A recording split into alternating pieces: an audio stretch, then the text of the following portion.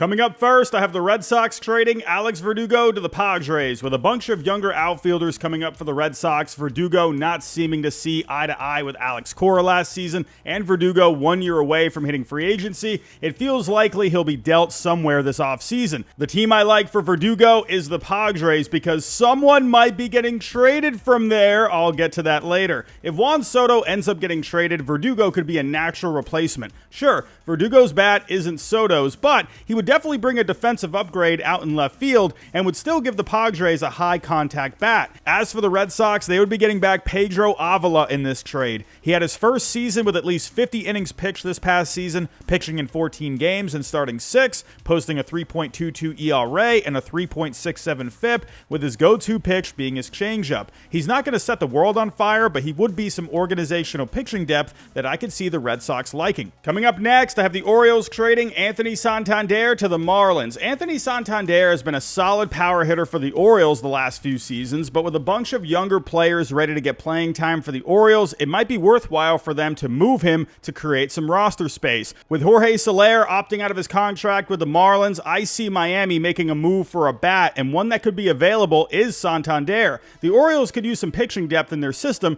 and the Marlins definitely have that. In this trade, I have the Marlins receiving Santander and sending back their number 10 and number 12 prospects, pitchers Dax Fulton and Carson Milbrandt. Fulton's a lefty with a big frame and good stuff from the left side, but hasn't found his footing with Miami yet, while Milbrandt has a solid fastball and changeup that the Orioles could work with in the future. Up next, I have the Guardians trading Shane Bieber to the Diamondbacks. With Shane Bieber 1 year away from free agency and the Guardians trading players at this point in the past, I see Bieber being moved this offseason. With Bieber, over the last couple of seasons, he's had his ups and downs with injuries and has seen his velocity drop a smidge. However, he's gotten his ground ball percentage up, and for this reason, I see a team with good infield defense making a move here. How about a team that just came off a World Series appearance that could be motivated to add something to their rotation with Zach Gallen and Merrill Kelly, the Arizona Diamondbacks? Bieber would fit perfectly here, as the Diamondbacks have one of the best infield defenses in the game and would give them a formidable 1-2-3 at the top of the rotation.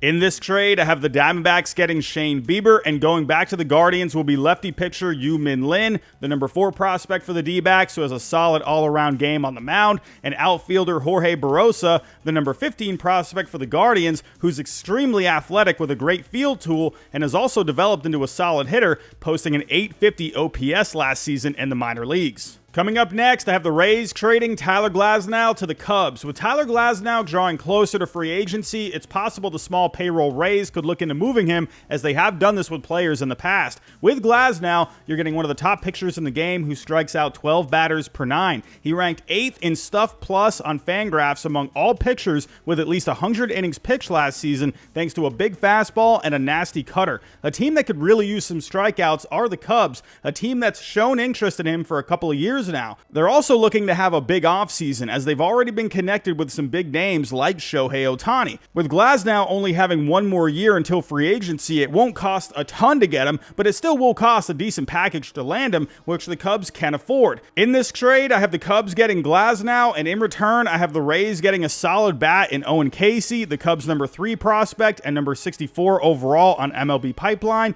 and their number 8 prospect, left-handed pitcher Jackson Ferris, a lefty with some great stuff. Glasnow will be a huge boost for a Cubs rotation that could use some more strikeouts, and the Rays are getting a couple of solid prospects in return. Coming up next, I have the Mariners trading Bryce Miller to the Red Sox. The Red Sox absolutely need to add some starting pitching this offseason, as they had one of the worst rotations last year. Sure, the big names out there will be Corbin Burnes and Dylan Cease, but I think the Red Sox would want to trade for someone under more control, considering they just built their farm system back up. There could be Logan Gilbert, but he would be very expensive. I can see Craig Breslow pivoting to a more low-key pitcher out there, teammate of Logan Gilbert, Bryce Miller. He had a solid rookie season, posting a 4.32 ERA and a 3.98 FIP, but he also showed some good stuff with a big fastball, slider, and cutter. Miller actually ranked near the top in terms of Stuff Plus on Fangraphs last season, and I can see Breslow being all over this with how much he values pitching analytics. The trade that I think could work is the Red Sox getting Bryce Miller, and going back to the Mariners would be outfield prospects Ceddanne Rafaela and pitching prospects Luis Perales and Wikelman Gonzalez. Rafaela, the number 72 prospect on MLB Pipeline, is a major league ready outfielder with speed and great defense in the outfield, but can also play second base and short. He also has great bat to ball skills, which the Mariners could use as they only ranked 27th in contact percentage last season. The Mariners would also be getting pitchers Luis Perales and Wikelman Gonzalez, the number 9 and number 10 prospects in the Red Sox system, two solid pitchers the Mariners can develop. I know I mentioned a possible Verdugo to the Padres trade earlier in this video, but if that doesn't work out, maybe something could be worked out here. While Rafaela would be a great player for the future, Verdugo is a proven bat that can help now. Perhaps instead of one of Perales or Gonzalez, Verdugo can be swapped in. In the end, the Red Sox, who are hungry for pitching, get a young starting pitcher they can develop more, and the Mariners, who are hungry for offense, get a young outfielder in Rafaela and possibly Alex Verdugo, who could help them now, and some young pitching to replace Miller in the organization. Speaking of hungry, let's talk about today's sponsor, and that's Factor. We all have a busy couple of months coming up with the holidays right around the corner on top of our already busy lives, and I know for me personally, it's going to be very busy. With being a teacher for my day job, working on this channel after work and on the weekends, making sure to get to the gym, life is definitely nonstop, but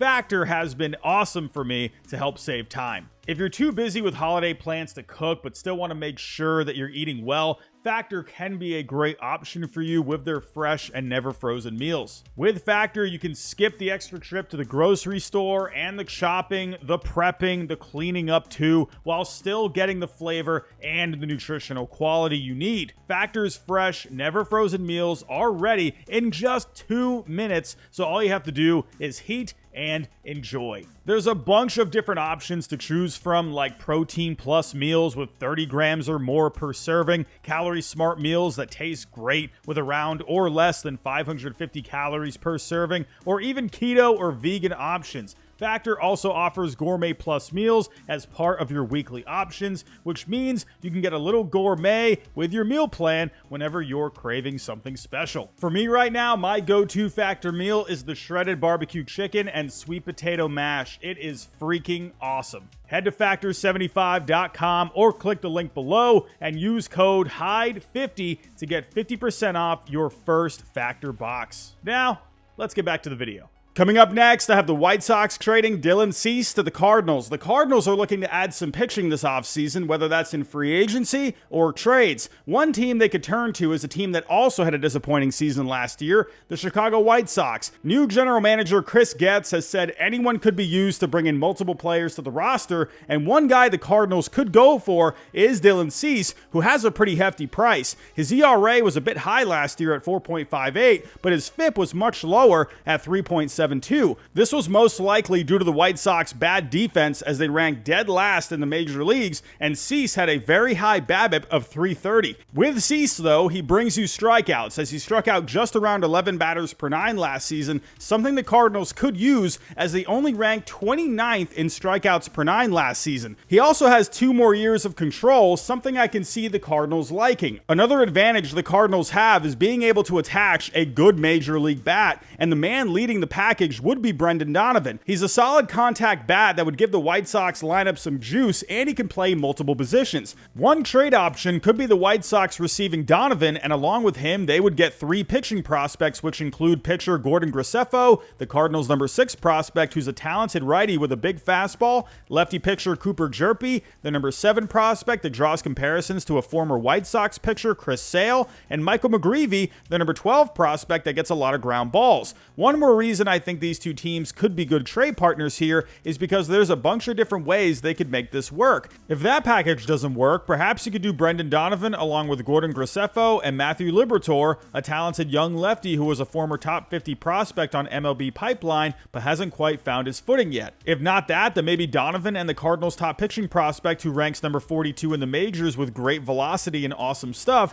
Tink Hence. Maybe the White Sox don't even want Donovan and just want a bunch of pitchers. Perhaps Liberatore, Hence, Graceffo, and maybe throw in either Jerpy or McGreevy. My point is that there's a lot of flexibility here, making it more likely a trade could get done. This would be a great step into getting the Cardinals' rotation on track and give the White Sox a major league ready bat and or some young pitching they can develop for the near future. Up next, I have the Brewers trading Corbin Burnes to the Dodgers. It's pretty obvious that the Brewers will be trading Corbin Burnes at some point, considering the fact their relationship was tarnished after an arbitration hearing, and they don't even have the money to sign him to a long-term deal anyway. When it comes to what I think the Brewers would be looking for, along with the Dodgers' need for pitching, I think these two teams as trade partners makes the most sense. I personally think the Brewers would like to add a corner infield bat with some pop for the future, which is something they're lacking, and a younger pitcher to replace Burnes in the rotation. The Dodgers and their deep farm can offer both of these to the Brewers. Another thing the Dodgers have is money, and I think just like they did with Mookie Betts after trading for him, they can sign Burnes to an extension, who is a California native. The trade I have set up is Corbin Burnes to the Dodgers, and going back to the Brewers would be pitcher Emmett Sheehan, infielder Michael Busch, and young outfield prospect Jose Ramos. Sheehan took his bumps last year, but showed a lot of promise by showing good velocity and good stuff, and can replace Burnes in the rotation. Michael Busch, the number 44 prospect on MLB Pipeline, is a guy that doesn't really have a solidified position, but he can play all over the infield and has good pop. Jose Ramos is an interesting young outfielder who doesn't have the hit tool quite yet, but has a great power tool and can hit absolute bombs. One advantage the Dodgers have in trading for the caliber of a pitcher in Burnes is they have a deep farm. If the Brewers don't like any of these players, there's a bunch of others that could be swapped in at similar value, like outfield prospect Andy Pages, or pitchers Landon Knack, or Ryan Pepio. In the end, this would be a huge move for the Dodgers to help get their rotation back on track, while this can help the retooling Brewers for the near future. And last but not least, I have the Padres trading Juan Soto to the Yankees. I know. Everyone is spamming this trade everywhere, but that's because it just makes sense. The Yankees sorely need a bat, as they only ranked 19th in WRC Plus last season and were basically lost without Aaron Judge when he was injured. Enter Juan Soto, and he's a perfect fit for this team. He checks off so many boxes as he slots into left field seamlessly and gives the Yankees another formidable bat alongside Judge. With the bat, he brings you not just power, but he gets the bat on the ball often, which the Yankees do need more of. The Yankees also have the resources to work out an extension with him for the long haul. Some people will say Boras wants to take Soto to free agency, but this is the Yankees, one of the top sports franchises in the world, and they could absolutely work out a long-term extension with Soto and Boras. As for the Padres, they need to shed payroll, and there's growing speculation out there they will move him, as they've been unable to work out an extension. While they won't get back the same package they sent to the Nationals, they can still get back some solid players. In this trade, I have Juan Soto going to the Yankees, and going back to the Padres would be the Yankees' number 3 and 4 prospects, outfielder Everson Pereira, and their top pitching prospect Chase Hampton, both of who rank in the top 100 on MLB Pipeline. Along with them would be their number 9 prospect Trey Sweeney, who could end up being a solid lefty bat down the road thanks to his good pitch recognition and the ability to barrel up balls. The last piece in this trade would be Anthony Rizzo, who started his major league career with the Padres, and he would give them a lefty bat to replace Soto in the lineup and would be good for the clubhouse. With how the Yankees performed last season and pressure on Brian Cashman, it feels like the right time for the Yankees to pull off a blockbuster trade. So those are my trades. Tell me your trades down below in the comments. Which players do you think will get traded, and what do you think the trades will look like? If you can on the way out, hit the like button for me, subscribe if you're new, and I'll talk to you next time.